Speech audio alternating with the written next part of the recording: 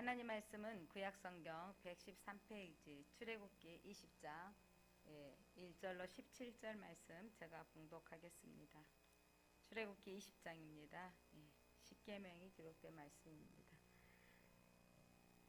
하나님이 이 모든 말씀을 말씀하여 이르시되 나는 너를 애굽 땅 종 되었던 집에서 인도하여 낸 내 하나님 여호와니라. 너는 나 외에 다른 신들을 내게 두지 말라.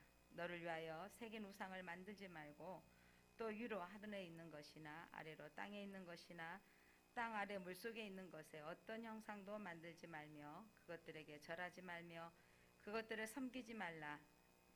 나 내 하나님 여호와는 질투하는 하나님이신즉 나를 미워하는 자의 죄를 갚되 아버지로부터 아들에게 3, 4대까지 이르게 하거니와 나를 사랑하고 내 계명을 지키는 자에게는 1000대까지 은혜를 베푸느니라.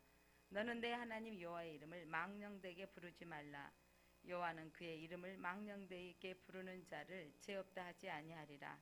안식일을 기억하여 거룩하게 지키라. 엿새 동안은 힘써 내 모든 일을 행할 것이나 일곱째 날은 내 하나님 여호와의 안식일인즉 너나 내 아들이나 내 딸이나 내 남종이나 내 여종이나 내 가축이나 내 문 안에 머무는 객이라도 아무 일도 하지 말라. 이는 엿새 동안에 나 여호와가 하늘과 땅과 바다와 그 가운데 모든 것을 만들고 일곱째 날에 쉬었음이라. 그러므로 나 여호와가 안식일을 복되게 하여 그 날을 거룩하게 하였느니라. 내 부모를 공경하라. 그리하며 내 하나님 여호와가 내게 준 땅에서 내 생명이 길리라. 살인하지 말라. 간음하지 말라. 도둑질하지 말라. 내 이웃에게 대하여 거짓 증거하지 말라. 내 이웃의 집을 탐내지 말라. 내 이웃의 아내와 그의 남종이나 그의 여종이나 그의 소나 그의 낙이나 무릇 내 이웃의 소유를 탐내지 말라. 아멘. 빛이 있으라. 하나님께서 우리 그리스도인들에게 주신 세 가지 보물이 있습니다. 우리 하나님이 우리에게 주신 세 가지 보물이 그 중에 하나가 사도신경이고 또 하나가 주기도문이고 또 하나가 십계명입니다. 그래서 이렇게 보물이기 때문에 여러분 성경책 열면 맨 앞에는 주기도문하고 뭐가 있어요? 사도신경이 있고 맨 뒤로 넘기면 표지에 뭐가 있습니까? 십계명이 있습니다. 그래서 왜 그렇게 중요하냐면 예수님 오신 이후에 예수님이 세우신 제자들이 사도인데 그들이 여러분 사도들이 대부분 신약 성경을 기록했죠. 우리 신약 성도들에게 주신 선물은 그래서 사도들이 통해서 성경을 기록했고 또한 사도들의 고백, 베드로의 고백 이후에 교회가 세워진다고 했잖아요. 주는 그리스도시요 살아계신 하나님의 아들입니다. 네 고백 위에 반석 위에 교회가 세워지리라. 사도들의 이제 초대교회 이후에 그들의 믿음의 고백 위에 교회가 세워졌습니다. 그리고 주기도문은 예수님께서 가르쳐 주신 기도인데 이 기도는 이대로 해야 되는 것보다는 이 기도의 기초를 통해서 예수님이 가르쳐 주신 기도를 이렇게 하라라는 거죠.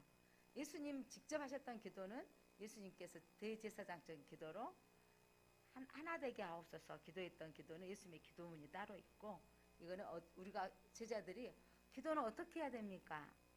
라고 물어봤을 때 기도는 이렇게 하라 가르쳐 주신 기도가 주기도문인데 폼을 가르쳐 주신 것입니다. 그리고 십계명입니다. 그래서 이 십계명이 우리의 삶 가운데 이루어지면 세상은 참 공의로워질 겁니다. 십계명을 통해서 우리가 이렇게 산다면 가정도 평안해질 겁니다.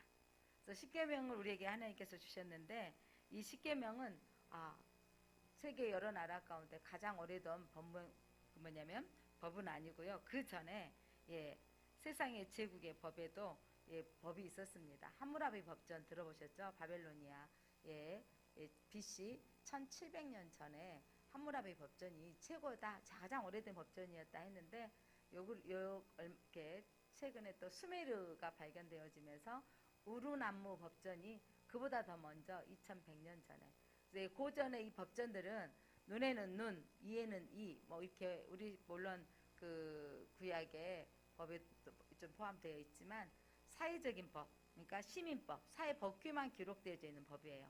그러니까 이때 그 함무라비 법전도 함무라비 왕이 세워졌다 해서 가장 그 통치하는데 모든 백성들에게 잘 적용되어져서 약한 자를 보호하는 시민법이요 사회법규였습니다. 가정을 지키기 위한 또한 사람을 지키기 위한 법규였다면 십계명은 BC 1446년 전에 특이한 게 뭐냐면 다른 법과 우리나라 대한민국 법에도 기록되지 않죠. 우리는 국민이 평화롭게 살게 한다라는 취지 아래 되어져 있는데 십계명의 취지는 중요한 게 뭐냐면 인간과 하나님 사이에 관계가 언급되어져 있다는 거죠. 그러니까 먼저 이 십계명은요 사람이 세운 법이 아닌 거죠. 내가 누구다라고 말씀하시면서 나 외에 다른 신을 섬기지 말라라고 하는 것은 하나님이 하나님과 사람의 관계를 먼저 말씀하시는 거예요. 하나님을 섬기는 법을 말씀하시고 그 다음에 사람과의 관계의 법을 말씀하시는 것입니다. 십계명은 여러분 누구에게 주는 법이냐면 이스라엘 백성들 가운데 여러분 400년 동안 노예로 있던 그들을 건져내어서 데려오셨던 이스라엘 백성 하나님께서 구원 여러분 홍해를 통과했다라는 것은 그 신약 성경의 고린도전서에 세례받은 성도하고 비유하고 있잖아요.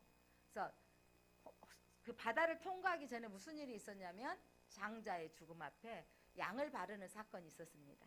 그러니까 피 바르는 사건을 통과되어지고 생명이 구원받은 사람들이 지나가는 이 홍해를 통과한 이 백성이 바로 구원받은 백성인데 바로 그 백성에게 주시는 이 뭐냐면 법규입니다.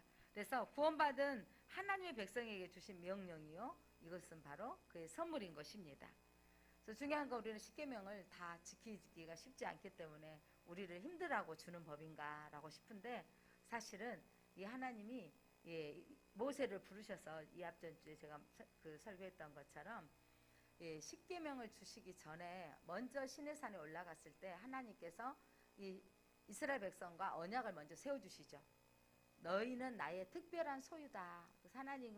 하나님과 이스라엘 백성들의 언약관계 바로 영적인 광야의 결혼식과 같다.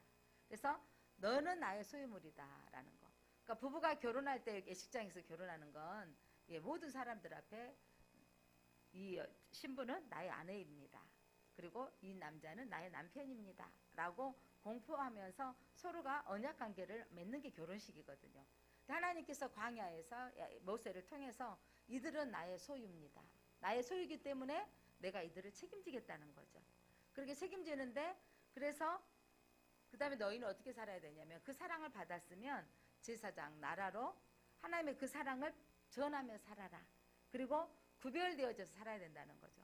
이스라엘 백성들을 특별히 구별되어지게 살도록 하나님께서 어떻게 사는 것이 구별되어지게 사는 것이냐라고 해서 십계명을 주시는 것입니다. 오늘 성경의 20장에서 이 십계명을 주신 하나님이 누구인가 어떤 분이신가를 먼저 하나님이 자기 계시를 해주고 있는데 나는 누구다. 여러분 읽었던 20장 1, 2절 함께 다시 한번 읽어보겠습니다. 20장 1, 2절 같이 읽어볼까요?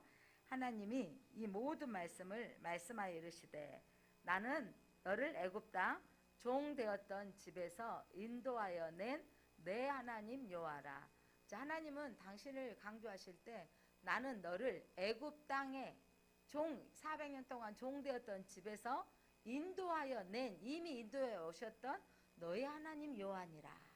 하나님은요 애굽에 종살이하고 있던 그들을 건져내어서 인도해 내주시는 하나님이라고 말씀하고 있습니다. 여러분 하나님은 애굽의 대제국이었던 애굽의 손에서 초자연적인 힘으로 하나님께서 그 백성을 인도해 내주신 너희들을 책임지는 하나님. 하나님은 세계 어떤 나라보다 더 강력하신 하나님이시다라는 것을 말씀하고 있습니다. 여러분과 저희에게 이 하나님의 이 십계명을 우리에게 주신 이유, 이 십계명의 기능 가운데 하나가 뭔지 아세요? 우리의 행복을 위해서 하나님께서 우리에게 십계명을 주셨습니다. 여러분 교통법규요.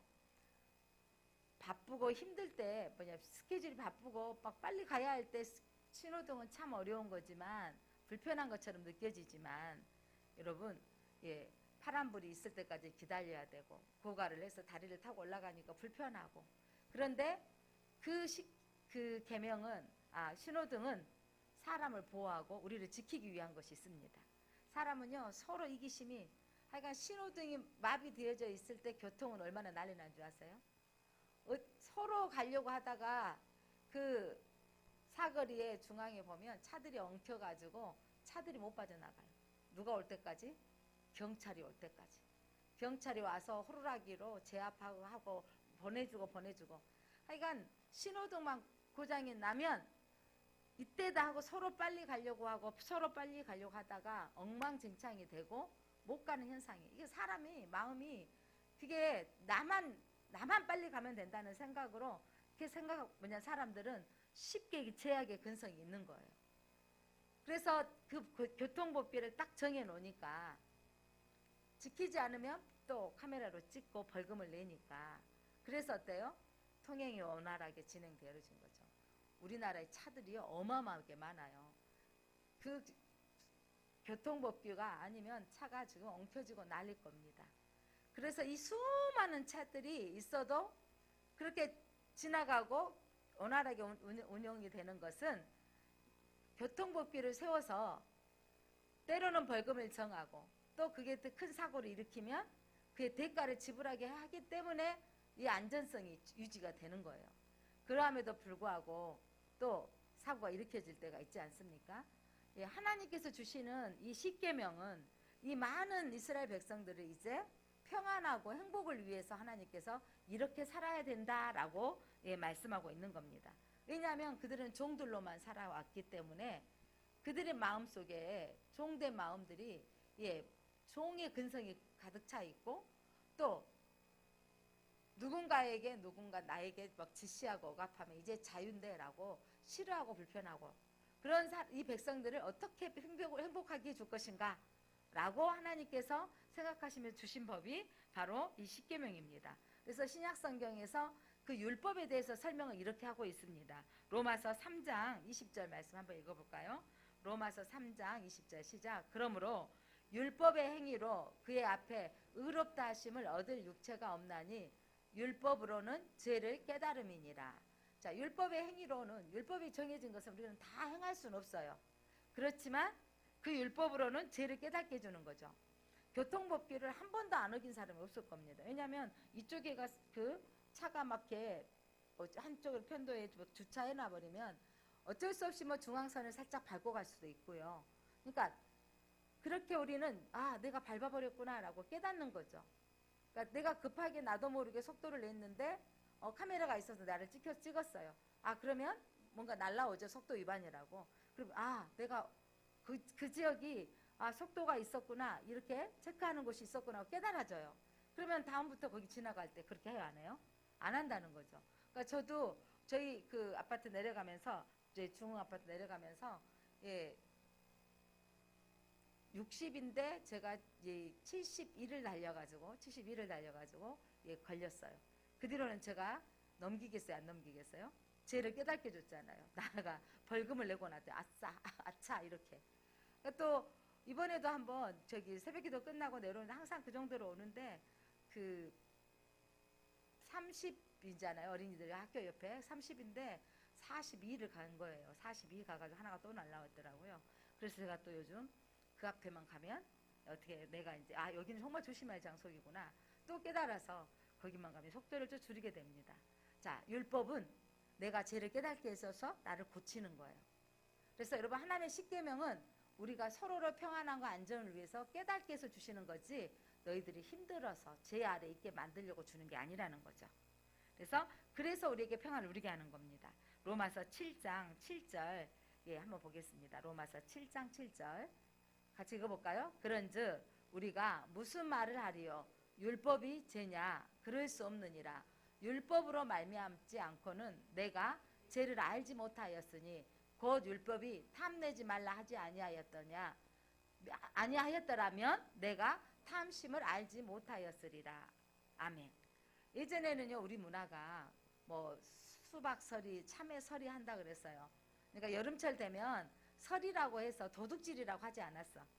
설이라고 해서 좀 눈 감아주는 적이 있는데 요즘 막 차를 대고 그래서 요즘은 설이라는 말이 통해요, 안 통해요?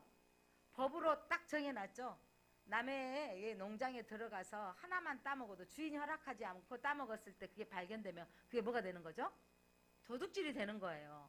그러니까 이전에는 민심이 배고프던 시절에 그냥 한두 개씩 먹어도 괜찮지. 그러니까 주인이 허락해 준 것은 괜찮지만 지금은 또 이렇잖아요.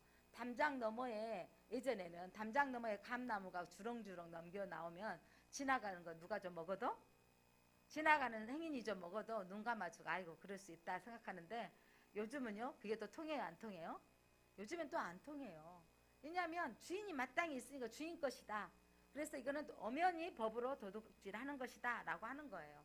자, 남의 것 지나가다가 고추 따고 뭐 이렇게 좀 남의 거 따가면 예전에는 정으로 봐준다라고 했지만 이제는 안 된다는 거예요. 그게 뭐냐면 법으로 정해져 있기 때문이죠. 그래서 탐심, 남의 것을 욕심내는 것은 탐심은 바로 죄다라고 성경에 기록되어져 있어서 깨닫게 되는 거죠. 그건 이제 죄구나. 절대 하면 안 된다라는 거잖아요. 그러니까 이렇게 깨닫게 해주면서 다른 사람의 물건도 보호해주고 내가 죄를 깨달았으면 죄를 짓지 않는 것. 그러니까 상대방의 것을 보호해주는 의미도 있고 나도 죄를 짓지 않게 해주는. 그래서 바로 율법은 우리에게 행복을 위해서 주는 기능을 가지고 있고 두 번째로 율법의 안성은 바로 사랑입니다. 무슨 말이냐면 마태복음 22장 37절로 40절 한번 여러분 길게 한번 읽어보겠습니다. 자, 같이 읽어볼까요? 시작. 예수께서 이르시되 내 마음을 다하고 목숨을 다하고 뜻을 다하여 주 너의 하나님을 사랑하라 하셨으니 이것이 크고 첫째 되는 계명이요 둘째도 그와 같으니 내 이웃을 내 자신과 같이 사랑하라 하셨으니 이 두 계명이 온 율법과 선지자의 강령이라. 자, 율법을 크게 말하면 첫 계명은 두 개의 돌판이 있는데 하나님을 사랑하라는 것이고 하나는 이웃을 사랑하라는 것입니다. 그래서 율법의 안성은 하나님을 사랑하는 것이고 또한 내가 다른 사람의 것을 욕심내지 않고 상대방을 살인하지 아니하고 부모를 공경하고 이런 것들은 사랑의 근간이 되어지는 거죠. 그래서 율법의 안성 우리가 사랑하라 하나님을 사랑하라고 명령하시는 것입니다. 제가 십계명 돌판을 한번 제가 사진 올려놔봤는데 자 십계명은요 두 돌판으로 되어 있습니다. 그래서 이게 이 돌판이 지금까지 기록에 남아져 있지 않지만 이제 이 성경을 근간으로 분명히 이렇게 되어 있을 것이다 라고 하는데 1계명부터 4계명까지는 하나님에 대한 부분으로 나의 다른 신을 내 앞에 두지 말라, 우상을 만들지 말라, 내 이름을 망령되이 일컫지 말라, 안식일을 기억하여 거룩히 지키라 라고 해서 하나님에 관계된 하나님을 사랑하라. 그리고 인간관계, 첫 번째 인간관계의 가장 중요한 부분이 누구죠?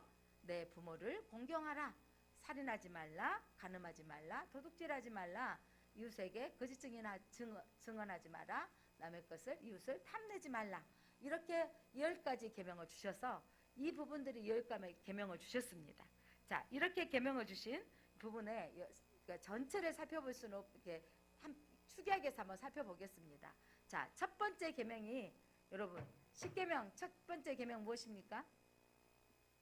너와 나 사이에 다른 신을 두지 말라. 여러분 교회 오래 다니면서 하나님 관계된 거다 이 정도만 알고 있는데 너와 나 사이에 다른 신을 두지 말라. 너와 나 사이에 어떤 것도 들어와서는 안 된다는 거예요. 자, 여러분 성경 다시 한번 봐보세요. 첫 번째가 뭔지 시작. 너는 나 외에는 다른 신들을 내게 두지 말라. 다른 신들이라고 그랬어요. 여러 가지 신들이 있는데 그래서 중요한 건 하나님과 나 사이에 어떤 것도 들어가지 못하게 해야 된다는 거예요. 하나님이 너는 나의 특별한 소유고 나의 거룩한 백성으로 삼았으니까. 여러분 결혼한 부부가 결혼을 했어요. 결혼했는데 그 사이에 예전에 애친구를 기억하고 있고 첫사랑을 기억하고 있으면 그 가정이 올바른 거예요? 안 올바른 거예요? 그렇게 되어지면 깨지는 거잖아요. 그래서 너와 나 사이에 다른 어떤 신도 두지 말라가 첫 번째 계명인 거예요. 그리고 바로 이 말은 무슨 말이냐면 하나님의 사랑을 선포하는 거죠. 내가 너를 사랑하니까 너도 나만 사랑해라 이 말이에요. 자, 하나님 우리를 사랑한다는 고백. 너는 나의 소유물이고 나의 특별한 소유고 너는 제사장 나라로 살아야 되고 거룩한 백성으로 구별되어져서 나와 하나님과 결혼한 자로 살아야 되는 거예요. 그러니까 부부관계를 하나님께서 말씀하신 것처럼 하나님만을 섬기기를 원하십니다. 많은 사람들이 이렇죠. 이렇게 가끔 이렇게 코믹 프로이나 이런 거 보면 무슨 일이 큰 일이 저어지면 하나님, 부처님, 공자님, 맹자님 다 도와달라고 하는데 이런 태도로 신앙생활 하는 사람들이 있어요. 하나님 앞에 교회도 드리고 사주도 보러 가고, 이거 사주 본 사람 회개하십시오.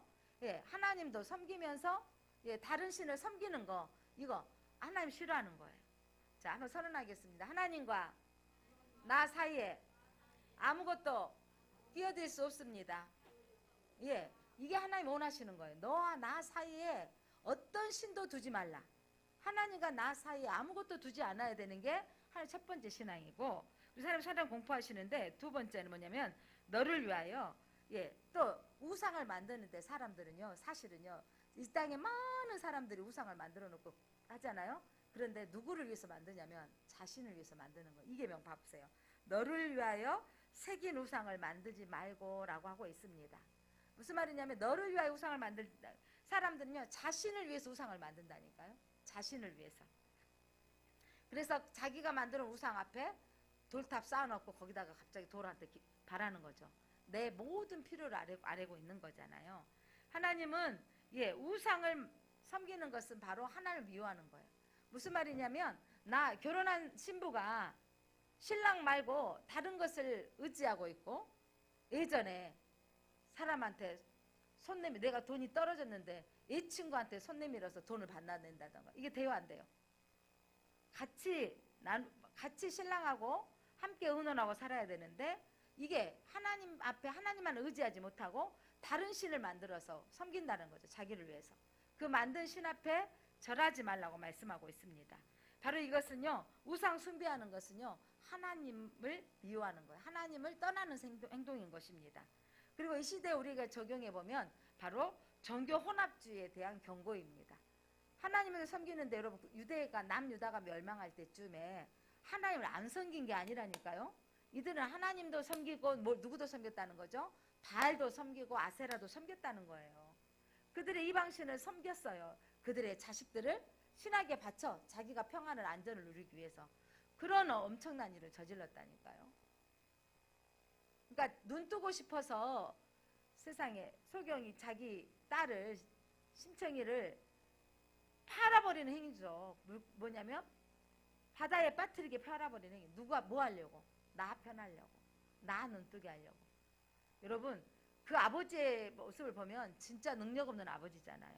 진짜 가치 없는 아버지잖아요. 근데 효녀 심청이 일어나서 눈 떠버리니까 이게 뭐 효녀의 그 이야기를 하지만 아버지 모습처럼, 여러분, 사람은요 진짜 긴박한 상황에 자신밖에 모르는 게 인생이에요. 그런데 그 인생이 특별히 자기를 위해서 우상을 만드는데, 하나님은 너의 인생을 내가 책임질 테니 우상 만들지 말고 하나님을 섬기라는 것입니다.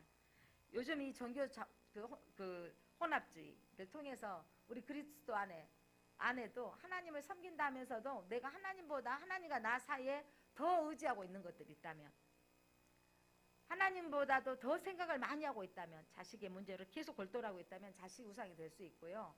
또 그 하나님과 나보다도 늘 돈만 생각하고 있다면 돈이 우상이 될 수 있고요. 이 시대 우리 안에 하나님보다도 더 가까이 하고 있는 것이 늘 스마트폰 보고 있으면 요즘은 너무 스마트폰이 우상이 된다라고 말씀하고 있어요. 그러니까 눈 뜨면 스마트폰 보고, 눈 뜨면 스마트폰이 없으면, 저도 지금 밖에 스마트폰이 없으면 여기에 전화번호 다 있지, 메모지 다 해놨지, 그러니까 무슨 중요한 날짜에 뭘 해야 될 거 다 기록돼놨지. 예전에는 막 달력에 기록해놓고 하는데 이거를 좀 안 해지잖아요.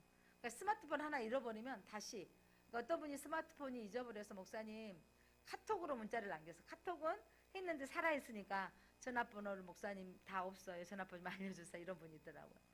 물에 빠져버렸는데 그 칩까지 사용할 수 없게 돼버렸다는 거죠. 이렇게, 근데 우리 삶 속에서 하나님 의지하는 것보다, 가끔 저도요, 요즘 뭐라 그래, 무슨 일이 생겨지면 네이버에게 물어봐. 또 요리도 누가 물어보니까 나한테 물어보지 말고 누구한테 물어봐? 유튜버에게 물어봐. 요리도요, 요즘 이렇게 누가 깻잎 이렇게 따서 이렇게 주셨어요. 고사님 한 분이 주셨는데, 오랜만에 해 먹으려고 보니까 이렇게 차곡차곡 게진 거 아니고 이렇게 해서 어떻게 하나, 근데 유튜버에 깻잎 요리 했더니 쫙 펴지면서 데쳐가지고 볶아 먹으면 된다고 해서 내가 데쳐가지고 볶아 먹었더니 맛있더라고요. 그러니까 물론 좋은 정보를 얻을 수 있는 것도 있는데 그에 치여가지고 거기에 있는 게임에 빠지고 거기에 있는 어떤 뭐 만화에 빠지고 이게 중독이 돼버리는 거, 이것도 문제인 것입니다. 자, 하나님 앞과 우리 사이에 그 어떤 것도 하나님 앞에 사이에 있어서는 안 된다는 거죠. 그리고 예, 현대 우리들의 지금 성도들에 대한 그 신학자 C.S. 루이스라는 분이 현대 성도들의 문제는 충분히 하나님의 사랑을 알지 못하고 사랑받지 못한 것이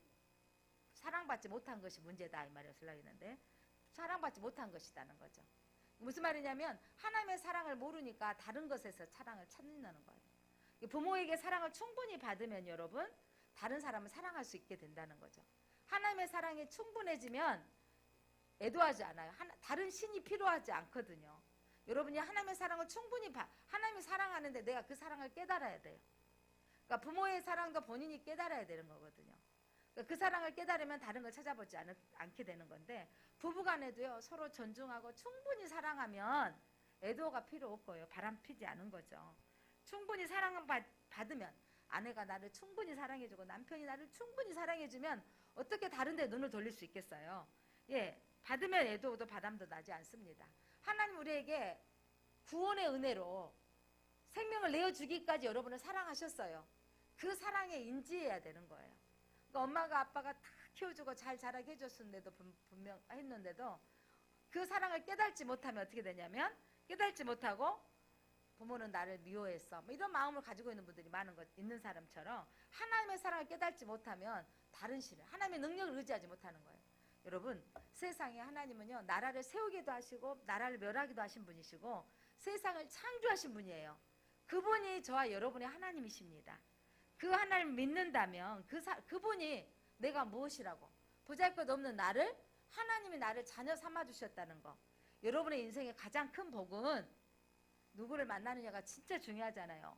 부모를 만나는 것도 복이고 친구를 만나는 것도 복이고 좋은 아내와 남편을 만나는 것도 복인데, 여러분 더 뭐니 해도 중요한 건 어떤 신을 만나느냐는 거예요. 여러분의 인생 가운데 하나님은 탁월하신 분이십니다. 천지를 창조하시고 역사를 주관하신 분이 저와 여러분의 아버지시라는 거죠. 그 하나님이 나를 사랑해 주셔서 자녀를 삼아 주셨다는 것을 알면 다른 것들한테 의지할 필요가 없는 거예요. 뭐 결혼 앞두고 나를 보고 뭐 사주를 본다 이럴 필요가 없는 거죠. 하나님이 우리를 사랑해 주셔서 우리를 지켜주신다는 확신이 있으면 됩니다. 그래서 여러분 또한 세 번째 계명은 뭐예요? 하나님의 이름을 망령되이 부르지 말라. 무슨 말이냐면 자기 유익을 위해서 하나님의 이름을 팔지 말라 이런 말인 거죠. 그러니까 큰 교회로 사람들이 옮겨가는 경우가 왕왕 있어요. 어떤 사람들? 사업하는 사람들. 그래도 큰 교회 가면 사람이 많으니까 그런 데 가야지 라고 하는 경우가 있더라고요. 그리고 뭐 또 자기 죄를 무마시키기 위해서 내가 하나님의 이름을 걸고 맹세한다 이런 말 함부로 하지 말라는 거죠. 우리는 하나님의 이 오묘하신 하나님, 정말 뛰어나신 천지를 창조하신 하나님의 이름을 겸손히 부르면서 우리는 그 하나님을 사랑해야 됩니다. 그러니까 함부로 하나님의 이름을 망령되게 부르지 말아야 됩니다. 그리고 네 번째, 안식일을 거룩하게 지키라. 이 말은 뭐냐면 우리의 모든 날이 다 하나님이 주신 날인데 그 중에 하나님을 생각하는 날, 안식일에 하나님께 집중하고 하나님께만 예배해라 라는 거죠. 여러분의 삶 속에서 이 주일은요, 주일의 끝날입니까? 주일의 첫날입니까? 여러분이 살고 있는 주일에 달력이 보면 빨간색 맨 어디 앞에가 있나요? 맨 뒤에가 있나요? 어디가 있어요? 제일 앞에 있죠? 주일이 맨 앞에 있는 거 첫날이에요. 첫날. 첫 것을 하나님 앞에 드리는 거예요. 안식일, 토요일은요, 따지고 맨 마지막 토요일이 있잖아요. 그러니까 토요일. 그런데 주일이 첫 번째 날, 우리는 예배를 드리고 하나님 우리의 삶의 주권자입니다라고 드리고 시작한다는 거예요. 매월 첫 번째 일일 날 하나님께 얼싸 예배를 드리는 건 첫 달이 하나님 것입니다라고 드리는 것이고, 이 주일은 첫 주일의 주인이 누구예요? 하나님이십니다라고 이 주일 예배 드리고 한 주간을 시작하는 거예요. 그래서 여러분, 이 안식일을 지킨다라는 것은요, 나의 삶의 주인이 하나님입니다라는 거예요. 자, 주일 예배를 드리는 것은 나의 삶의 누구라는 거예요? 하나님이신 것을 고백하는 것입니다. 그렇게 고백하는 마음으로 지금 예배 드리고 계십니까? 예. 오늘 이 주일 예배를 드리는 건 나의 일주일의 삶의 주인이 하나님인 것이고 하나님 앞에 인도함 받기를 원합니다라는 거예요. 자, 첫 번째 계명에 두 번째 계명이 말씀하고 있는 너와 나 사이에 그 누구도 들어가지 못하도록 해야 되는 거예요. 오직 하나님만 들어가게 하고 하나님의 이를 망령되이 있지 않게 하고 일컫지 않고 또한 우리의 삶의 첫 번째 주인은 하나님이십니다 라고 주일 예배를 드리는 거예요. 자, 여러분의 삶의 첫 번째 분은 누구입니까? 하나님이십니다 라고 인정하며 주일 예배를 드리는 거예요. 내 삶을 주관자, 이번 한 주간도 누가 주관해 주시고 인도해 주시기를? 하나님이 주관하시고 인도해 주시기를 바라는 마음으로. 그러니까 교회 와서 예배 드릴 때도 기도할 때 하나님, 오늘 예배 드릴 기도하신 분들은 오늘 이 첫 번째 이 주일의 첫날 주님 앞에 예배합니다. 이 한 주간도 주님 인도해 주시옵소서. 한 달의 첫날 올삭을 드립니다. 우리가 또 송구 영신 예배를 드리면서 1년의 첫날을 첫 시간을 하나님께 드립니다. 이게 우리의 신앙관이에요. 아니 맨날 그렇게 드릴 필요가 있나? 우리는 매번 그래서 1년의 첫날 영신 예배를 드리고 달의 첫날 올삭 예배를 드리고 주의 첫날 주일 예배를 드리고 날의 첫 시간 새벽 기도를 드리고 그러니까 첫 시간 하나님 앞에 드려지는 신앙을 갖는 것이 우리 그리스도인이 하나님과 나 사이에 그 어떤 것도 들어가지 못하게 하고 하나님만을 사랑합니다라는 고백으로 드려지는 것입니다. 그리고 이제 두 번째 돌판에 이제 인간관계를 말씀하시는 거죠. 첫 번째 돌판은 신관계, 하나님과 나와 우리 사이의 신관을 말한다면 두 번째는 인간 서로 이웃과의 관계를 말씀하고 있습니다. 그래서 인간관계의 가장 기초는 부모인 거죠. 내가 부모에 의해서 태어났고 그래서 첫 번째 계명이 부모를 공경하라는 거죠. 근원이 뭐냐면 사랑하는 거예요. 부모를 사랑해서 부모를 공경하라는 것입니다. 그리고 여섯 번째 계명이 살인하지 말라. 생명을 존중하라는 거죠. 그 생명의 존중. 왜냐하면 상대방의 생명도 누가 만드신 분이에요? 하나님을 만드신 분이기 때문에 그 생명을 죽이는 사람은요 하나님을 인정하지 않는 거예요. 하나님을 무시하는 겁니다. 뿐만 아니라 그 생명을 존중하지 않는 것은 그 이웃을 사랑하지 않는 것이 됩니다. 그래서 여러분 그 사람이 생명을 함부로 뭐냐면 살해했다라는 것, 살인했다라는 것은요 하나님의 사랑과 계획을 그 생명에게 하나님의 계획하심이 있는데 그 생명을 하나님이 사랑하시는 것이 있는데 그것을 파괴하는 죄를 짓게 되는 것입니다. 여러분 살인하지 말라. 이것은요 하나님의 계획하심을 파괴해버리는 것이기 때문에 또한 자살하는 것도 마찬가지예요. 내게 하나님이 계획하실 놀라운 일이 있는데 내 삶의 끝이다라고 생각하고 자살해버리는 행위도 하나님의 계획을 무시해버리는 거예요. 그러니까 자살 행위도 하나님께서 살인죄에 말씀하고 있습니다. 자살하지 말라고 말씀하고 있습니다. 그 다음에 일곱째 계명이 간음하지 말라라고 말하고 있어요. 가정을 통해서 배울 하나님의 사랑을 파괴해버리는 거죠. 간음하는 순간 다른 사람, 아내에게 어마어마하게 사랑하는 사람에게 상처를 주고 가정이 파괴되어지는 거죠. 이 시대 우리나라 법이 세계 법이 간통죄가 사라졌다는 것은 안타까운 일인 것 같아요. 자기들의 성생활을 서로 인정해 주겠다고 나라가 간통죄를 파괴시켜 버렸어. 그래서 자기들의 성인으로서 성생활을 스스로 좋아서 하는 거니까 인정해 줘야 된다. 그러니까 연약한 사람들은 그걸로 인해서 피해를 얼마나 받습니까? 성경은 분명히 말하고 있습니다. 간음하지 말라. 왜냐하면 이거는 바로 가정을 파괴하는 것이고 그렇게 되어져서 깊은 상처를 주는 게 되는 거죠. 상대방에게. 그래서 가정을 존중하라는 의미예요. 이 말은 뭐냐면 아내를 사랑하라는 거죠. 내게 주어져 있는 아내로 한 사람으로 만족하라는 겁니다. 그래서 여러분 하나님은요 우리에게 이 계명들을 주는 것은 불편하라고 주는 게 아니라 하나님이 지키라고 주는 거예요. 그러니까 이 계명을 지키지 않고 우리가 간통죄가 파괴되니까 그러니까 다 그러진 않았겠지만 어떤 일부의 사람들은 막 박수를 치며 좋아했다 그러잖아요. 그렇지. 그러니까 나라가 허용되어진다. 이게 여러분 나라가 허용되어지면 되는 거예요. 도리를 지킬 줄 알아야 된다는 거죠. 그래서 하나님은 우리에게 이 십계명을 통해서 간음하지 말라 이 말은 부부가 하나가 되어져서 만족하고 살고 상처 주지 말고 가정을 깨트리지 말라라는 겁니다. 여덟 번째 계명으로는요 도둑질하지 말라 이 말이에요. 남의 물건에 그 사람의 물건인 것을 존중해 주라는 거죠. 내 것이 아니면 욕심내지 말라는 거예요. 이것 또한 상대방을 사랑하라는 겁니다. 내가 잃어버렸다고 생각하고 그 아픔을 생각하면 다른 사람의 것을 가져오면 안 된다는 거죠. 그러니까 도둑질하지 말고. 그러니까 찾아주는 사람 있잖아요. 어떤 사람은 이제 핸드폰이 너무 많아지고 다행이지만 그래도 막 좋은 핸드폰을 잊어버리면 사람 찾지 못한다고 하더라고요. 그런데도 어떤 사람은 핸드폰을 찾아주고, 그러니까 시내버스 안에다 가끔 그런 경우 있잖아요. 버스 안에다가 일어나면서 의자 밑에 놔뒀는데, 그런데 놓고 와버렸는데 종점에다가 전화해 놓으면 기사 아저씨를 통해서 핸드폰이 있다고 찾게 되는 거예요. 그러니까 그게 저도 예전에 서울에서 내려오다가 고속버스에서 가방 들다가 핸드폰을 놓고 와버린 거예요. 내리는 순간이었기 때문에 다행이죠. 그런데 집에 들어와서 생각이 난 거예요. 가방에 있는 줄 알았다가. 근데 터미널 전화해서 그 시간 몇 시 차에 탔는데 라고 했는데 마침 다 사람들이 내려 있는데 그 기사님이 가서 봤더니 핸드폰이 있다고. 그래서 찾은 기억이 있습니다. 그러니까 누군가는 그 보호해주고 가지고 있는 경우가 있잖아요. 그러니까 그걸 누가 안 가져갔기 때문에 있었던 거지. 가져가 버리면 상대방의 물건이 얼마나 소중한 건데 잊어버릴 수가 있잖아요. 그래서 남을 존중해 주라는 거. 그러니까 십계명은 여러분 상대방을 존중해 주라는 거. 너 입장을 바꿔서서 너를 사랑한 것처럼 다른 사람의 것도 물건도 귀중히 여겨줘라 라는 겁니다. 9번째 계명은요, 내 이웃에 대해서 거짓 증거하지 말라. 이것도 사랑의 근거죠. 거짓말하지 말라는 거죠. 다른 사람의 거짓 증거하지 말라.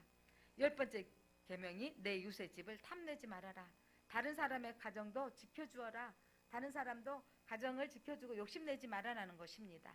자, 요한일서의 5장 2절로 3절 바로 이 계명은 어떻게 할 때 지킬 수 있는가? 이 어려운 계명이라고 생각하는데 어떻게 하면 이 계명들을 다 지킬 수 있는가? 자, 한번 같이 보겠습니다. 읽어봅니다. 시작. 우리가 하나님을 사랑하고 그의 계명을 지킬 때에 이로써 우리가 하나님의 자녀를 사랑하는 줄 아느니라. 다시 한번 여기 보고 읽어보세요. 시작. 우리가 하나님을 사랑하고 그 계명을 지킬 때에 이로써 우리가 하나님의 자녀를 사랑하는 줄 아느니라. 자, 하나님을 사랑하게 되어지면 계명을 지킬 수 있어요. 자, 남자친구, 결혼하게 된 남자친구가 내가 머리를 길기로 오네. 그러면 그 머리 자르기가 쉽지 않잖아요. 왜냐하면 사랑하는 남자친구가 내 머리카락이 긴 것도 원하니까. 심지어 사랑하는 남자친구가 짧은 스커트를 입기를 원하지 않아. 그러면 어때요? 입어요, 안 입어요? 안 입게 되는 거예요. 사랑하니까. 또 반대로 남자친구도 마찬가지죠. 여자친구가 내가 원하는 스타일의 옷을 입기를 바란다면 좀 신경 써서 입게 되잖아요. 상대방이 원하는 대로 하게 돼 있어요. 사랑하니까. 자, 하나님을 사랑하게 되어지면 이 계명들, 하나님과 너와 나 사이에 다른 신 섬기지 말아야 돼. 그리고 부모를 공경하고 간음하지 말고 살인하지 말고 탐내지 말아라 라고 하신 말씀들을 지키게 된다는 겁니다. 사랑하면. 그래서 하나님의 자녀인 줄을 알게 되는 거죠. 아, 정말 저들이 하나님의 자녀를 또 이웃을 사랑하게 되는 거. 아, 진짜 저 사람들은 하나님의 자녀들을 사랑하는 것이구나 라고 안다는 거죠. 여러분, 계명은 여러분을 실패와 파멸에서 지켜주고 우리를 살아남게 하고 승리할 수 있게 하는 축복의 비법입니다. 하나님의 이 말씀 율법은 십계명은요, 우리의 삶이 실패와 파멸, 여러분 남의 것 욕심내고 도둑질하다가 자기 인생이 패망하게 되거든요. 그렇기 때문에 그곳에서 하나님께서 지켜주시고 승리할 수 있도록 살게 하는 승리의 비법인 거죠. 그래서 하나님이 주시는 이 율법은 우리 힘들라고 주는 게 아니에요. 그러니까 안식일을 지켜 그렇게 지키라 주일 예배를 드리려고 하는데 놀러도 가고 싶고 여행도 하고 싶고 이래서 주일이 여러분들 불편한 것 같지만 여러분의 인생이 첫 것을 인정하면 하나님이 여러분을 책임져 주시기 때문이에요. 그러니까 못 지키는 사람은 불편하지만 그 안에서 거하게 되면 진짜로 참 행복이 있다는 것을 말씀하고 있습니다. 사랑하는 성도 여러분, 이 법은 하나님 말씀하십니다. 무거운 것이 아니다. 여러분, 사랑하게 되어지면 상대방이 아침밥 일어나서 밥 해주는 거 전혀 무겁지 않아요. 내가 솔직히 못 해주면 미안한 거죠. 그 사람이 사랑하면. 또한 남편들도 일하러 나가는데 내 가정을, 내 아들과 내 아내를 사랑하기 때문에 책임져야 되기 때문에 힘들고 어려운 일을 할 때 때로는 지치지만 사랑하기 때문에 그 일들이 마땅히 감당해야 된다고 하고 있다라는 거죠. 하나님을 사랑하십니까? 하나님을 사랑하면 하나님이 그 사랑을 나에게 엄청난 구원의 은혜를 주셨으면 이 계명이 쉬워지는 거죠. 하나님을 사랑하게 되어지면 이 주일날 예배 드리는 게 기쁨이 되어지는 거예요. 애인을 만나러 가는데 기쁘잖아요. 예, 사랑하는 사람을 만나는 기쁨의 마음으로 우리가 예배하게 되는 것입니다. 사랑하는 성도 여러분, 예, 이 계명은 우리에게 무거우라고 하나님 주시는 게 아니라 우리에게 행복하라고 주시는 것입니다. 하나님 나라가 세워준 이 교통법규나 대한민국의 헌법은 모든 국민이 평화를 누리고 안전하게 살도록 세워지는 법이기 때문에 사람들이 법대로 하자 막 이렇게 싸우잖아요. 그런 것처럼 여러분 우리가 교통법규도요. 교통사고가 일어나면 뭐 8대2냐 7대3이냐 5대5냐 교통법규대로 정확하게 나누고 차례들을 많이 만들어서 서로에게 불협화음이 생기지 않도록 법규를 정해놓은 것처럼 여러분 하나님이 우리에게 이 법을 주시는 것은 우리가 여러분 무거운 짐이 되라고 주시는 게 아니라 사랑을 하나님의 사랑의 표현입니다.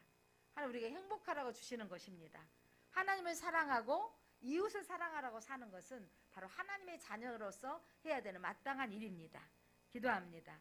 하나님 이 십계명의 본질은 우리에게 무거운 짐이 아닌 것을 깨닫게 주셔서 감사합니다. 하나님의 이 계명은 우리가 평안을 누리고 또 하나님을 사랑하며 이웃을 사랑하는 그 사랑을 깨달았으니 사랑하며 살라는 하나님의 계명입니다.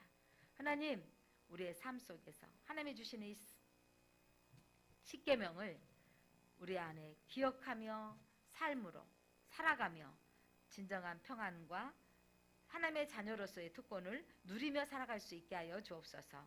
예수 그리스도 이름으로 기도드립니다. 아멘.